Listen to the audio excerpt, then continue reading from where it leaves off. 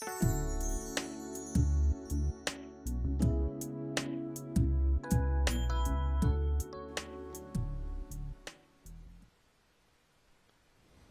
de Pedro, capítulo 1, versos 3 al 5. Como todas las cosas que pertenecen a la vida y a la piedad, nos han sido dadas por su divino poder, mediante el conocimiento de aquel que nos llamó por su gloria y excelencia, por medio de las cuales nos ha dado preciosas y grandísimas promesas, para que por ellas llegases a seis participantes de la naturaleza divina, habiendo huido de la corrupción que hay en el mundo a causa de la concupiscencia. Vosotros también, poniendo toda diligencia por esto mismo, añadid a vuestra fe virtud, a la virtud conocimiento. Hoy nos toca esta palabra conocimiento. ¿Alguna vez se ha topado usted con gente simple? ¿Gente ignorante? ¿Gente necia? ¿O gente tonta? Para el caso es lo mismo. Desde la perspectiva de Dios es lo mismo. Gente que a la hora de tomar decisiones no sabe qué hacer, que espera que todos le digan lo que debe hacer. Gente que se cree y que se deslumbra por todo lo que le dicen, o escucha o lee y no tiene criterio propio. Gente que en vez de tomar posiciones y definirse ante la vida, se va preguntando, pues ¿qué tiene? Porque no puede discernir entre el bien y el mal, lo bueno y lo malo, lo verdadero y falso. ¿Ha conocido gente así? Es más, ¿lo ha llegado a fastidiar esa gente siempre con las mismas historias?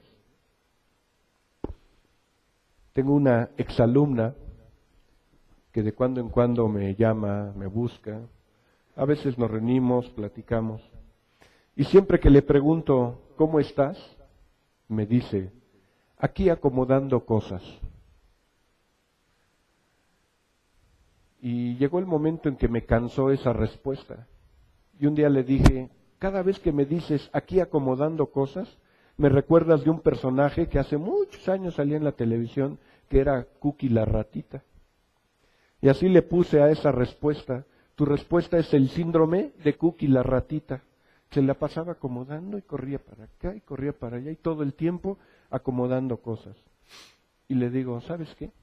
En vez de estar acomodando cosas, ya es hora de que tires todo el mugrero que traes en la vida. 2 divorcios, vida sexual disipada, sin empleo, su tercera relación ya tronando, hijos, cada quien por su lado, su hija mayor se acaba de divorciar, se acaba de separar. Le digo, ¿no te parece que en vez de estar acomodando cosas ya es hora de tirar toda porquería? Y entonces hoy, cuando de pronto tenemos contacto, ya no me dice que acomodando cosas. Ahora se lo reserva. Pero le tengo que preguntar, ¿y estás tirando las porquerías? Y la última vez que nos vimos, hace unos meses, nos encontramos ahí en el metro, y le digo, ¿cómo estás? Ya me metí al yoga. Ya estoy haciendo estudios de no sé qué, y me empezó a hablar de prácticas esotéricas y una serie de cosas. Le dije, ¿cuándo vas a entender? Porque ya me cansé de exponerle el Evangelio. Le digo, ¿cuándo vas a entender que sin Dios no vas a poder resolver tu vida de fondo? Lo único que estás haciendo es seguir jugando con las mismas tonterías. O te decides o no te decides. Esa es tu bronca, esa es tu responsabilidad. Así que nos topamos con gente ignorante, gente simple, gente necia, gente tonta. Gente que a la hora de tomar decisiones no sabe qué hacer, que espera que todos le digan lo que debe hacer, que se cree y se deslumbra por todo lo que le dicen, por todo lo que escucha, por todo lo que lee y no tiene criterio propio. Ay, ¿ya viste que los marcianos aterrizaron? Oh, ¿ya viste que los dinosaurios y la evolución? Oh, ¿ya viste? Y de repente dice uno, pues ¿en qué? ¿Dónde está esta persona? Hace unos 10 años, George McDowell escribía un libro que se tituló ¿Es bueno o es malo? Y lo escribió bajo una preocupante realidad que la juventud norteamericana cristiana estaba viviendo. Y lo subrayo, chavos cristianos. Y el problema era chavos sin juicio. No lograban discernir si estaba bien o estaba mal. Estamos estudiando, verso 5, dice Pedro, vosotros también poniendo toda la diligencia por esto mismo, añadid a vuestra fe virtud. Y empezamos diciendo, la fe no es suficiente, necesitas agregarle virtud. Y hace 8 días estudiábamos virtud, y ahora Pedro dice, y a la virtud, conocimiento. Ahora vamos al otro extremo. ¿Conoce usted gente que tiene mucho conocimiento? ¿Que tiene mucha instrucción académica? Tiene estudios, especialidades, maestrías, doctorados, y sin embargo vive como si no los tuviera. Por ejemplo, conozco a muchos médicos que fuman. Tienen el conocimiento. Conozco dietistas gordas. Administradores que no les alcanza la quincena. Consejeros matrimoniales que se están divorciando. Psicólogos que se deprimen y se suicidan. ¿No es absurdo? Y entonces nos damos cuenta que el conocimiento no es suficiente, ni sirve para nada si no está usted dispuesto a aplicarlo. Es decir, el conocimiento debe vivirse. Y esto es lo que la Biblia distingue, o por lo menos a mí me parece que distingue con mucha claridad cuando nos topamos con una persona inteligente y una persona sabia. Hay mucha gente inteligente, tiene una capacidad para hacer análisis, proyecciones y estudios, pero no es sabia, porque no aplica el conocimiento, porque el entendimiento que tiene es limitado y no está dispuesto a probarlo. En algún momento los fariseos le decían a Jesús, ¿y cómo sabemos que lo que dices es verdad? Y su respuesta fue muy sencilla. ¿Quieren saber si es verdad? Vívanlo. Pónganlo en práctica. Y ya no hubo más discusión. ¿Dónde está entonces el problema? El problema es que el conocimiento no es suficiente, ni sirve si no se está dispuesto a aplicarlo, si no estamos dispuestos a vivirlo, para entonces ser sabios. Desde el Antiguo Testamento se muestra que cuando alguien conocía o sabía, la palabra que se utiliza era yada, implicaba una relación con la persona. Por ejemplo, tú dices, sí, yo conozco a Lupita. Y lo que estás diciendo es que tienes una relación, un trato personal, y no decir, sí, Lupita, sí, la conozco, ¿no? Implicaba una relación con la persona.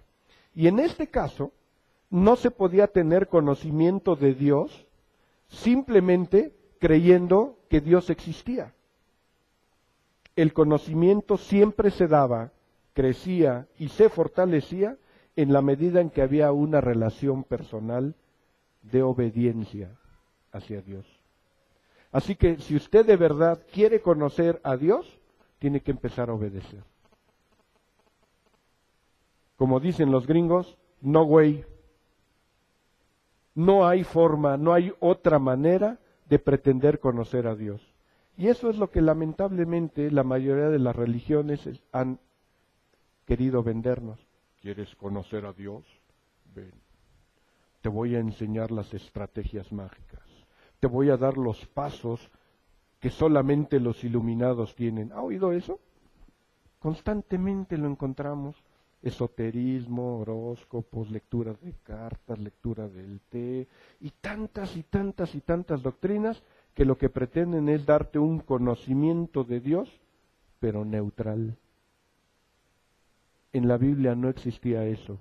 El conocimiento de Dios se daba a partir de una relación de obediencia. El conocimiento, entonces, en el pueblo judío implicaba obediencia. Y vean lo interesante. De manera que el ignorante en el pueblo judío no era considerado solamente como un ignorante, sino como desobediente. Si el conocimiento implica obediencia, la ignorancia era desobediencia. Por eso los judíos, duro y dale, y hasta hoy, están repitiendo la ley, la Torá a los hijos, para que tengan conocimiento. Y usted camina ahí por Reforma, a la altura del hotel japonés, ¿no? El Nico, ¿no? Ahí donde está concentrado el grupo de los judíos, y usted ve a los judíos caminando y repitiéndole a sus hijos, llevándolos a la escuela y repitiéndoles la ley. Porque el conocimiento implica obediencia. Y muchos de nosotros queremos el conocimiento per se, el conocimiento en el vacío. A ver, déjame pensar en Dios. Sí, vamos a estudiar a Dios. A ver, no, eso no existe. ¿De verdad quiere conocer a Dios? Tiene que entablar una relación personal con Dios. Por eso decimos, y aquí lo hemos insistido mucho, no es lo mismo creer en Dios que creerle a Dios. Hay un mundo de diferencia. Y usted sale aquí a la calle y le pregunta a cualquier paisano que pasa, ¿usted cree en Dios? Sí, claro. Sería muy torpe que alguien diga, no, yo no creo en Dios, aunque hay quien lo diga. Pero no es lo mismo creer en Dios que creerle a Dios. Creerle a Dios es una relación. En el Nuevo Testamento, esto ya se da por sentado, así que ninguno de los apóstoles insisten en esta enseñanza, sino que meten otras cosas. Por ejemplo, se da por sentado que ese conocimiento, esa relación personal ya la tienen en lo individual y como pueblo. Sin embargo, varios de los autores, y especialmente Pablo, Juan y Pedro, utilizan la noción de conocimiento en el griego, el gnosis. Gnosis. Desde el punto de vista helénico, gnosis implicaba estudio, ciencia, investigación. Es decir, implicaba un esfuerzo mental específico, haciendo entonces la implicación de que todos podemos y todos debemos llegar a conocer un poco más y mejor, con disciplina. Y esto por muchos años ha permeado la iglesia cristiana, por muchos siglos. Ha habido gente que dice, no, como no podemos conocer a Dios de otra manera, ¿para qué estudiamos?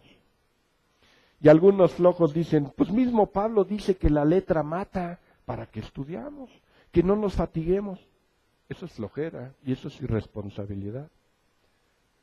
Pablo, Pedro y Juan insisten en que tenemos que estudiar, tenemos que tener conocimiento para saber cómo ir por la vida. No nada más para saber mucho. Hay gente que sabe mucho y le aplaudimos y le reconocemos, pero va mal por la vida, porque no aplica el conocimiento y por lo tanto no es sabio. Aquí entonces se está hablando de un esfuerzo mental específico. Y yo pienso particularmente que cuando nosotros nos ponemos a estudiar para acrecentar el conocimiento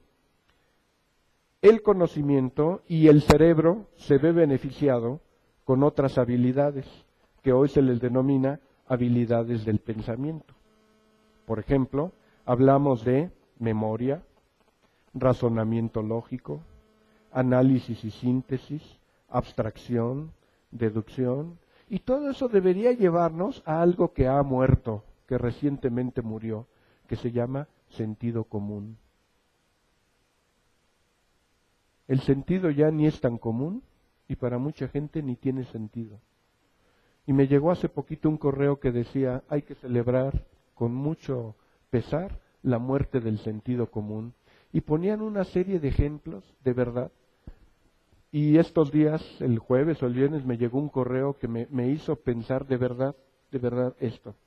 Es una mujer que además ni conozco, no sé cómo me llegó el correo. Y me puse a leer el correo, dije, pues a ver, ¿qué tiene?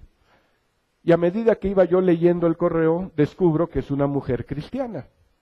Y entonces, una de las cosas a las que lleva su reflexión, y tuve que estar de acuerdo con ella porque decía mucho de lo que he dicho yo. Entonces, una de las cosas que decía, hemos llegado a un mundo absurdo, en donde hoy, y se refería entre otras cosas, al punto de lo homosexual.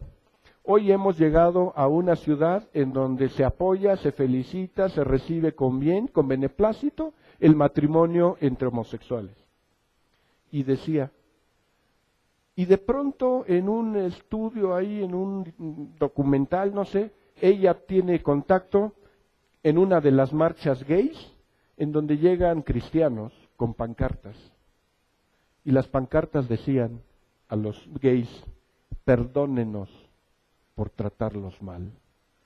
Perdónenos por no tolerar su gayismo.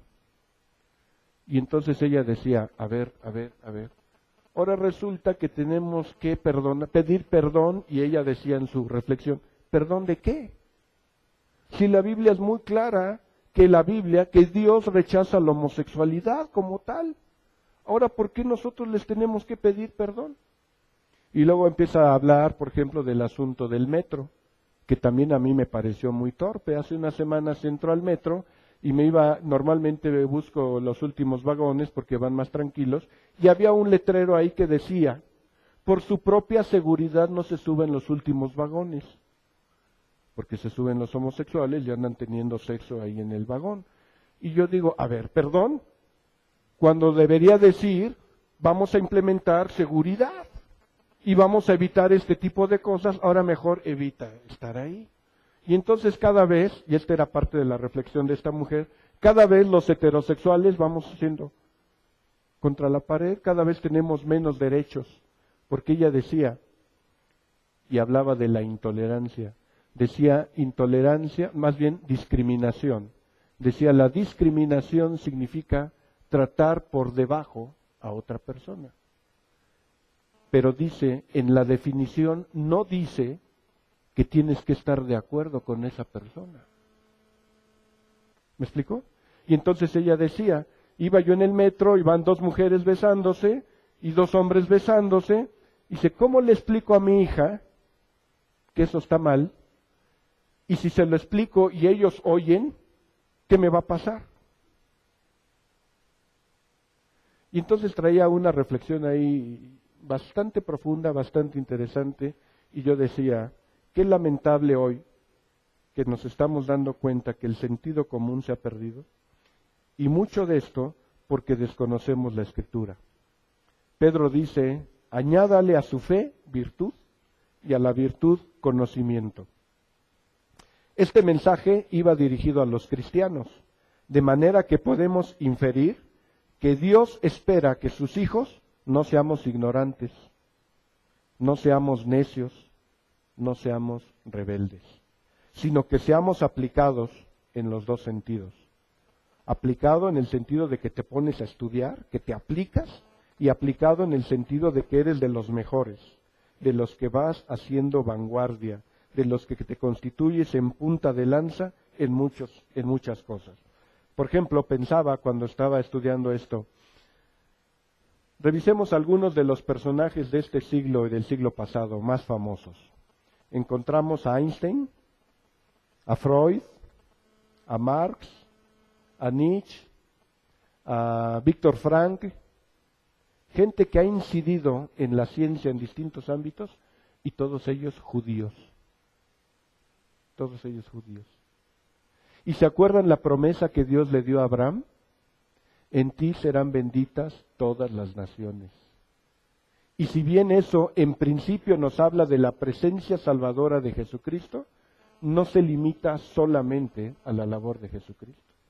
En la simiente de los judíos muchos tenemos bendición. Y si no, pregúntenle a José Luis. Supongo que les cobras bien, ¿no?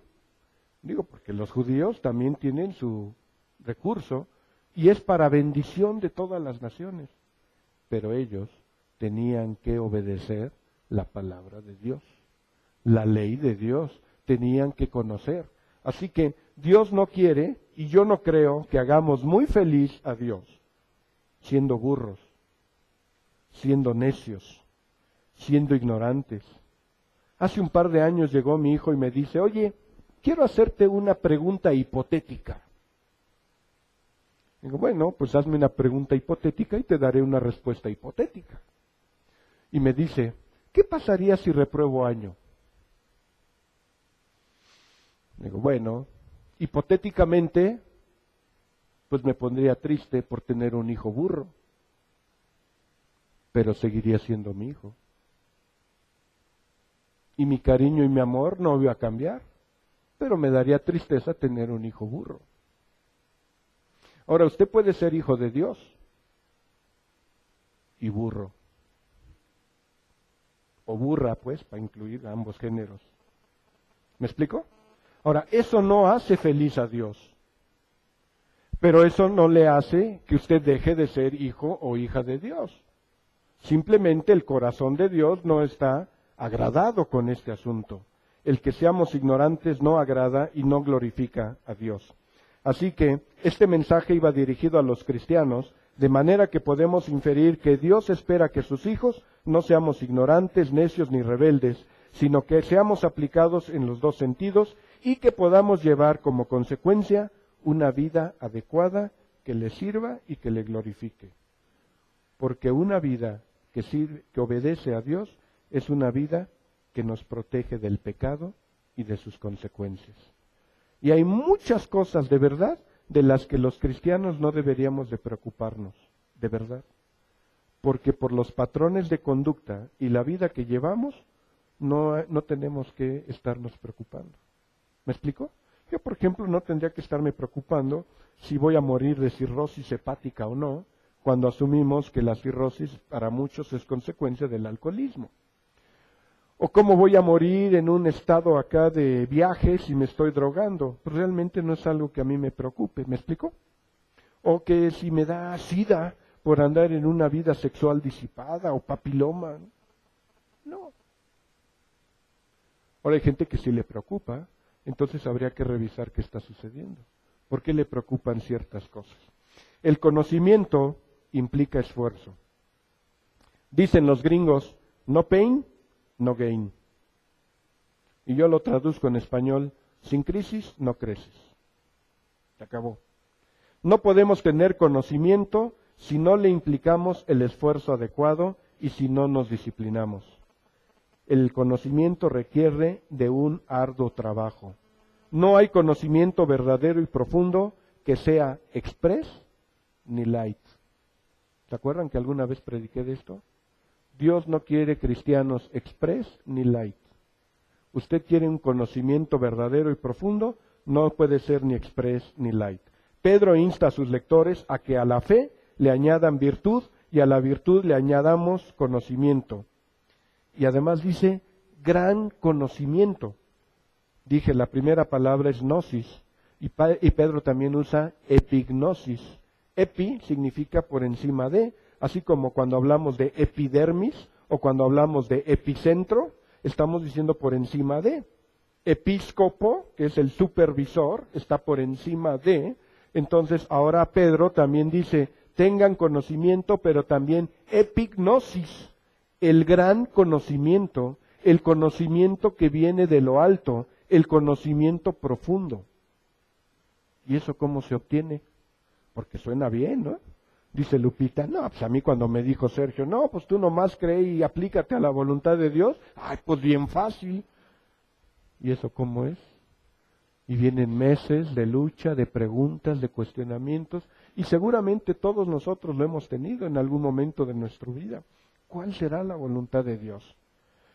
Salomón sugiere, y vamos a Proverbios capítulo 2, Salomón sugiere aquí que tener conocimiento implica varias cosas. Y lo voy a ir leyendo rápidamente para hacer la lectura de manera comentada. Proverbios 2, voy a leer los primeros 9 versos. Dice, Hijo mío, si recibieres mis palabras y mis mandamientos guardares dentro de ti, haciendo estar atento tu oído a la sabiduría, si inclinares tu corazón a la prudencia, si clamares a la inteligencia y a la prudencia dieres voz, si como a la plata la buscares y la escudriñares como a tesoros, viene una primera conclusión. Entonces entenderás el temor de Jehová y hallarás el conocimiento. Y sigue hablando, verso 6, porque Jehová da la sabiduría, y de su boca viene el conocimiento y la inteligencia. Él provee de sana sabiduría a los rectos, es escudo a los que caminan rectamente, es el que guarda las veredas del juicio y preserva el camino de sus santos. Y viene una segunda conclusión. Entonces entenderás justicia, juicio y equidad y todo buen camino. ¿Se da cuenta? Ahora entonces, si Salomón está sugiriendo que tener conocimiento implica varias cosas, implica esfuerzo, implica tiempo, implica disciplina, implica tener prioridades claras, implica forjar el carácter. El conocimiento que proviene de Dios forja el carácter. Así que entonces, aquí Salomón dice, si recibes, si guardas, si atiendes, si inclinas, si clamas, si llamas, si escudriñas, que es hasta el verso 4, dice, entonces. Así que usted no puede esperar tener sabiduría y tener conocimiento si no se aplica. Y aplicarse en serio. Verso 6 dice ahí Salomón, porque Dios da la sabiduría, el conocimiento y la inteligencia. ¿Y qué dice? ¿Cuál es el efecto de ser sabios? Versos 7 y 8. La sabiduría nos protege, es escudo, nos guarda y nos preserva. ¿Se da cuenta? La sabiduría, en todo caso el conocimiento, se vive. Para decirlo en buen mexicano, no la andas tonteando. Cuando tienes la inteligencia de Dios, el conocimiento de Dios, tienes un estilo de vida distinto. Verso 5 dice, entonces entenderás el temor de Jehová. Y en el verso 9 lo traduce el temor de Jehová como entender justicia, juicio, equidad y todo buen camino. Si usted va al diccionario y busca la palabra juicio, juicio dice la capacidad para discernir entre el bien y el mal, lo bueno, lo malo, lo verdadero y lo falso. ¿Lo puede usted distinguir? ¿De verdad lo puede distinguir? ¿O la anda tonteando? Ay, es que no sé cuál es la voluntad de Dios, porque mire, esta mujer me está haciendo ojitos, pero es casada, y esta otra me está haciendo ojitos, pero también es casada. No sé cuál es la voluntad de Dios. ¿Y usted? No, pues yo también soy casado. Pero dice el Señor que nos despojemos del viejo hombre. Entonces, pues me consigo un hombre nuevo, ¿no? Y algunos empiezan a justificar cada tontería porque no tienen la sabiduría de Dios. ¿Se da cuenta? Ay, yo no sé si es la voluntad de Dios. Y aquí tuvimos un caso, hace año y medio. Estaba desayunando con un hermano que se congregaba aquí y me dice, estoy muy preocupado. Él se dedicaba a la seguridad, era personal de seguridad. Y me decía, de verdad estoy preocupado porque varios capos me andan buscando, porque quieren que trabaje con ellos, porque saben de mi trabajo. ¿Qué tal? Y yo no lo traté mucho, pero se veía que tenía buena condición, se veía que sabía su trabajo. Y él me dice, estoy preocupado. Yo le decía, bueno, está muy claro, tú sabes cuál es la voluntad de Dios. Ahora, si te ofrecen una buena lana y eso te hace dudar de la voluntad de Dios, ese es otro problema. Pero tú sabes cuál es la voluntad de Dios. Yo no sé cuál es la voluntad de Dios. Bueno, sí, la voluntad de Dios es que pase el examen. Así que si no estudié y puedo copiar, ¿no? Yo sé que la voluntad de Dios es que me porte bien, pero pues la regué y me pasé el alto, pues ahí le va una lana al policía, pero no. La voluntad de Dios es hacernos sabios. A veces hacemos oraciones torpes. De verdad, a veces hacemos oraciones. Señor, cambia a mi marido. ¿Por qué no le pide usted que cambie usted? ¿Con qué derecho le pide que Dios cambie a su marido? En una ocasión una hermana me dice, hermano, ore por favor por mi hija, para que Dios le quite a ese hombre. ¿Y por qué? Le digo, ¿su hija sabe la voluntad de Dios? Sí, ¿cuál es? No andar con no creyentes, entonces que haga lo que tenga que hacer. ¿Para qué le pedimos a Dios cosas que usted no está dispuesto a hacer?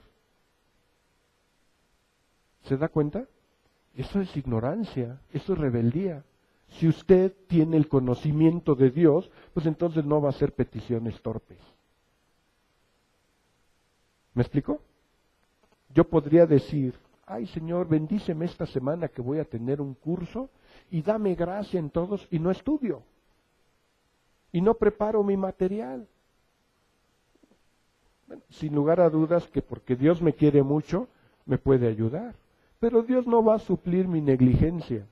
Dios no va a suplir mi torpeza ni mi flojera. ¿Me explico? Ay Señor, que esté ya sano y no se toma su medicamento.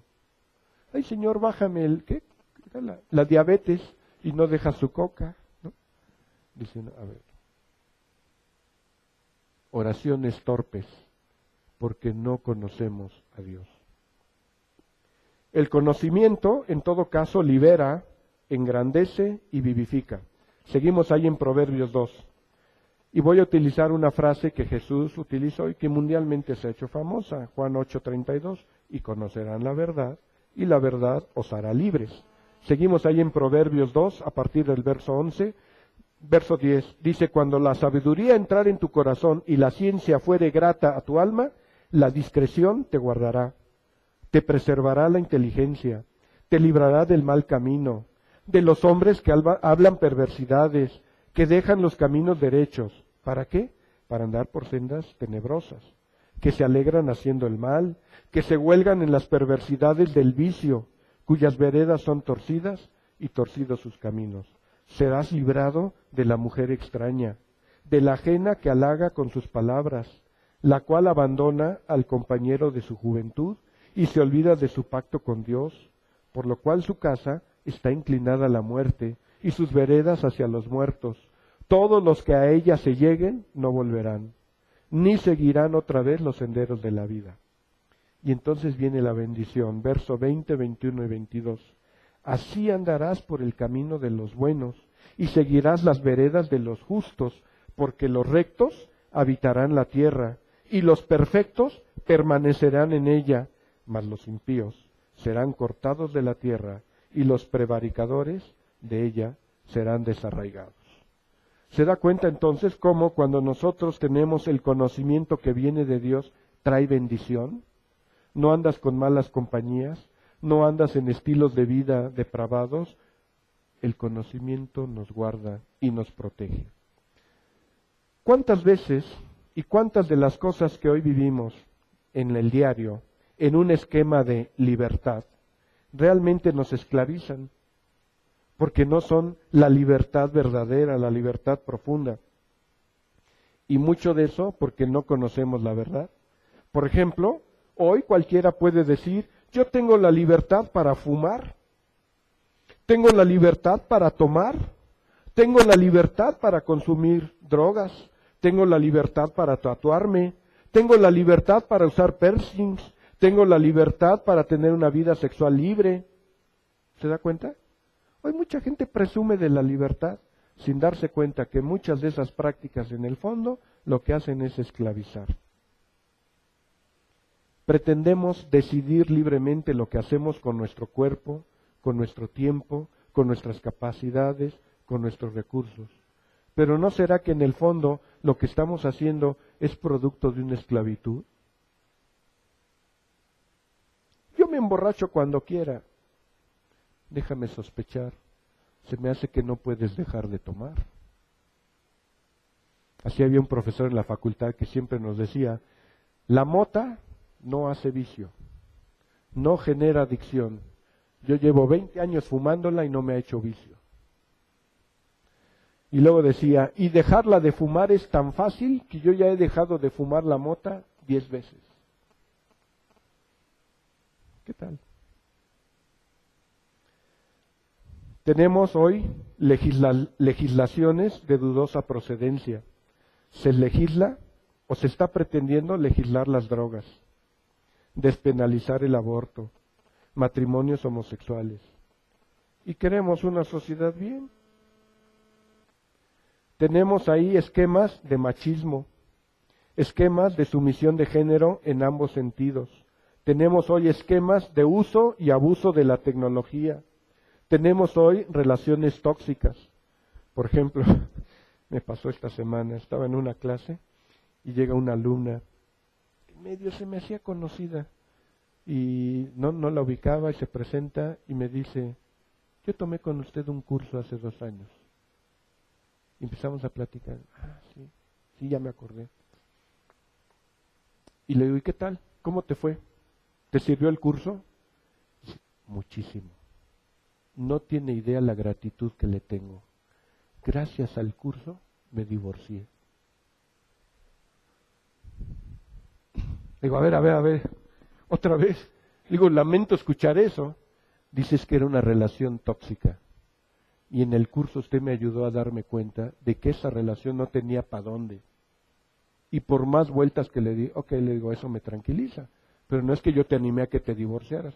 No, dice, finalmente me di cuenta de que la relación no tenía ni pies ni cabeza. Le digo, lamento mucho eso. Pero me vino una expresión que constantemente le repito a Ray. Y ahora se las voy a decir a ustedes para que no sea un secreto.